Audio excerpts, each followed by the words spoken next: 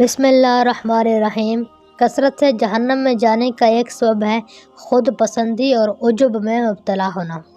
ایک کوتاہی یہ بھی ہے کہ اللہ تعالیٰ اگر کسی لڑکی کو اچھے خاندان میں پیدا کر دے، مال پیسہ دے دے، اچھی تعلیم دے دے اور اس کے ساتھ حسن و جمال بھی دے دے تو اس کے پاؤں زمین پر نہیں ٹکتے ہی نہیں۔ وہ خود پسندی کی مریضہ بن جاتی ہے، اپنے خلاف کوئی ایک حرف نہیں سن سکتی۔ اگر اس کے سامنے کسی دوسری عورت کی تعریف کر دی جائے تو وہ برداشت نہیں کر سکتی، چاہتی ہے کہ بس میرے حسن و جمال کی تعریف ہو، جو میں ہوں بس وہ تو میں ہوں۔ حالانکہ یہ مہلکات میں سے ہے، یہ چیزیں انسان کو جہنم میں لے جا سکتی ہیں۔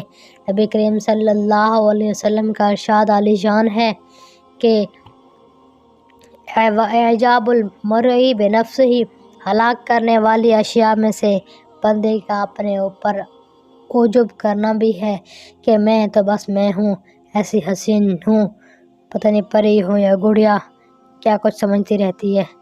لہٰذا اپنے اوپر توجہ کم دیجیے۔ میری باتیں سننے کا شکریہ۔